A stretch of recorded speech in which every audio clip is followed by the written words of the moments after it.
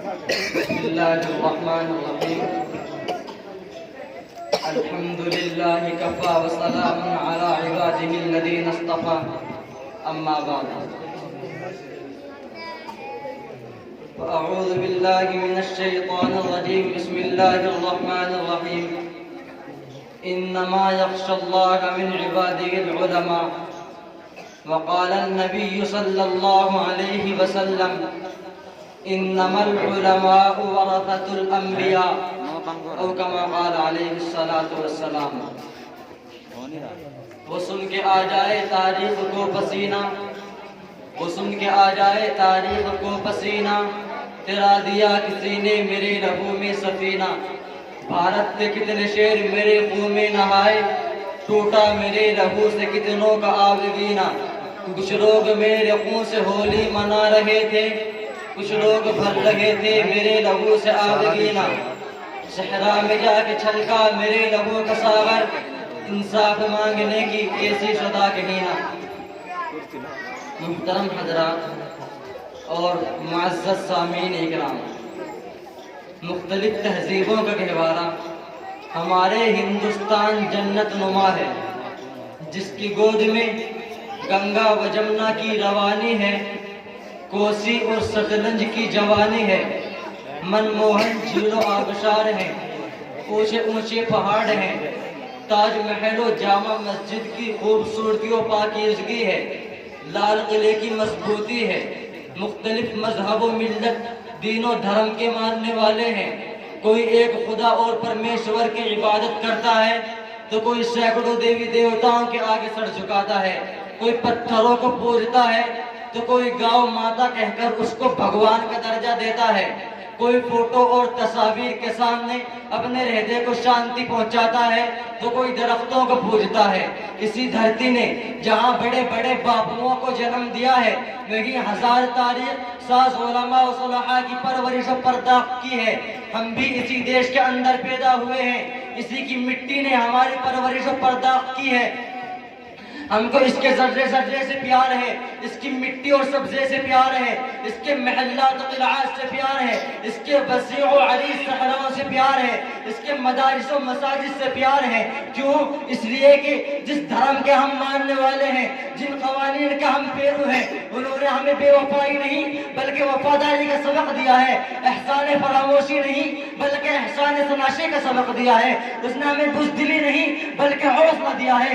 اس نے ہمیں لومڑی کی عیاری نہیں بلکہ شیر کا دل عطا کیا ہے. اس نے ہمیں جفا کشی کی مشق کرائی ہے. اس نے ہمیں توپ و ٹینکوں سے ٹکرانے کا حوصلہ دیا ہے. ارے سرزمین مکہ سے پوچھ لو، سرزمین مدینہ سے پوچھ لو، مصر و شام سے پوچھ لو، روس و ایران سے پوچھ لو، روم و فارس سے پوچھ لو، اندلس و اسپین سے پوچھ لو کہ کیسی وفاداری کا ثبوت ہم نے پیش کیا. جب ہم مکے میں تھے تو مکے کے ساتھ وفاداری کی تھی، ہم مدینے میں تھے تو مدینے کے ساتھ وفاداری کی تھی، ہم مصر و شام میں تھے تو مصر و شام کے ساتھ وفاداری کی تھی، ہم روس و ایران میں تھے تو روس و ایران کے ساتھ وفاداری کی تھی، ہم اندلس و اسپین میں تھے تو اندلس و اسپین کے ساتھ وفاداری کی تھی. اور جب ہم اس ہندوستان اور انڈیا میں اپنے علماء اکابرین کی شکل میں آئے تھے تو ایسی وفاداری کا ثبوت ہمیں نے تو پیش کیا تھا کہ دنیا حیران و شتر رہ گئی تھی. اس بھارت کی خاطر ہم نے گولیاں کھائی، توپوں اور ٹینکوں کے نشانے بنے، جیلوں کی مشقتوں کو برداشت کیا، نظر آتش کر دیے گئے. ارے سرزمین ہند سن اور غور سے سن، میں اپنی وفاداری کی رودا سنانے جا رہا ہوں. آج کی بدحال دنیا کے بھی دن پھر جائیں گے، آج کی بدحال دنیا کے بھی دن پھر جائیں گے. اے مورخ اگر ہم تاریخ کو دہرانے اٹھے. محترم حضرات، جب ہندوستان کی سرزمین پر انگریزوں کا ناپاک سایہ پڑا اور وہ اپنی شاطرانہ و عیارانہ چالوں سے یہاں کے مالک بن بیٹھے، جب باشندگان ہند پر طرح طرح کے ظلم و ستم ہونے لگے، جب ہندوستان کا غلام بنایا جانے لگا، جب ہندوستانیوں کا خون ان کے پسینے سے عرضہ ہونے لگا، تو ایسے نازک وقت میں جس شخص نے علم بغاوت بلند کیا وہ محدث کبیر، امام جلیل، محرک فن، تاریخ وطن، نازش وطن شاہ عبدالعزیز بن ولی اللہ محدث دہلوی ہے. یہ وہی مرد مجاہد درجہ خدا ہے کہ جس نے وقت سے بہت پہلے مسلمانوں کے لیے نصب العین کا اعلان کر دیا تھا. شاہ عبد العزیز کا فتویٰ کیا تھا؟ گویا کہ ایک برد بے دما تھا جو کہ انگریزوں کی نقل تمنا پر گر پڑی.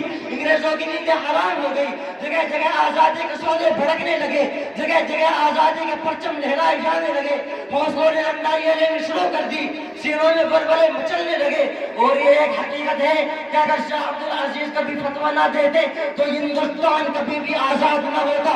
اگر یہ سلسلے آزادی نہ ہوتے تو تحریک بالا کوٹ نہ چلتی, تحریک ریشمی رومال نہ چلتی, تحریک خلافت نہ چلتی, ہندوستان چھوڑو تحریک نہ چلتی.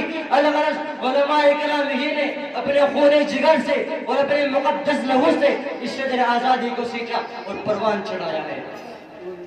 چنانچہ سن 1857 کی جنگ آزادی میں 2 محاذ بنائے گئے. ایک محاذ سرزمین امبارہ جس کی قیادت حضرت مولانا جعفر تھانسری کے پاس تھی. دوسرا محاذ سرزمین شاملی جس کی قیادت حضرت حاجی امداد اللہ مہاجر مکی کے پاس تھی. اس جنگ میں بڑے بڑے علماء و صلحاء شہید و زخمی ہوئے. اسی جنگ میں مولانا قاسم نانوتوی زخمی ہوئے. اسی جنگ میں حافظ ضامن شہید ہوئے. اسی جنگ میں مولانا رشید احمد گنگوہی زخمی ہوئے. اسی سن 1857 کی جنگ آزادی میں 2 لاکھ مسلمان شہید ہوئے جن میں 51,000 علماء اکرام تھے. صرف دہلی کے اندر 500 علماء کو پھانسی کے پھندے پر لٹکا دیا گیا. سن 1861 میں انگریز بدبخت نے 3 لاکھ قرآن کریم کے نسخوں کو جلا ڈالا اور اس کے بعد ہی علماء اکرام کو ختم کرنے کا فیصلہ کر دیا. انگریز مؤرخ مسٹر ٹام سنگھ لکھتا ہے کہ سن 1864 سے لے کر سن 1867 تک انگریزوں نے علماء کو ختم کرنے کا فیصلہ کر لیا. تو ان 3 سالوں میں انگریزوں نے 14,000 علماء کرام کو تخت ادار پر لٹکا دیا. ٹام سنگھ کہتا ہے کہ دلی کی چاندنی چوک سے لے کر پشاور کی جامع مسجد تک کوئی ایسا درخت نہ تھا جس پر علماء کی گردنیں نہ لٹکی ہو. ٹام سنگھ کہتا ہے علماء کے جسموں کو تانبے سے ڈالا گیا. ٹام سنگھ کہتا ہے جو علماء کو سفروں کی کالوں میں بند کر کر کے جلتے ہوئے تنوروں میں ڈال دیا گیا. ٹام سنگھ کہتا ہے کہ لاہور کے دریا راوی میں 80 علماء کو بوریوں میں بند کر کے ڈال دیا جاتا اور اوپر سے گولیاں کا نشانہ بنا دیا جاتا. ٹام سنگھ کہتا ہے کہ علماء کو وادیوں پہ کھڑا کر کے اوپر درختوں سے باندھ کر ہاتھیوں کو چلا دیا جاتا. ٹام سنگھ کہتا ہے کہ میں دلی بن خیمے میں گیا تو مجھے مردار کی بدبو محسوس ہوئی. میں خیمے کے پیچھے گیا تو کیا دیکھتا ہوں کہ آگ کے انگارے بھیگ رہے ہیں. ان پر 40 علماء کو پکایا جا رہا تھا. میرے دیکھتے ہی دیکھتے 40 اور علماء کو بلایا گیا. میرے سامنے ان کے کپڑے اتارے گئے. انگریز نے کہا مولویوں تمہیں ان کی طرح پکا دیا جائے گا. تم میں سے صرف ایک آدمی یہ کہہ دو کہ سن 1857 کی جنگ آزادی میں ہم شریک نہیں تھے, ابھی چھوڑ دیتے ہیں. ٹام سنگھ کہتا ہے کہ مجھے پیدا کرنے والے کی قسم تمام کے تمام علماء آج وقت پک گئے مگر کسی نے بھی انگریز کے سامنے گردن نہیں جھکائی. مرد حق باطل سے نعرہ تکبیر، نعرہ تکبیر، جشن یوم جمہوریہ ہندوستان، حضرت مولانا حسین احمد مدنی، مولانا شاہ اسماعیل شہید، حافظ ضامن شہید، مولانا قاسم نانوتوی، حاجی امداد اللہ مہاجر مکی.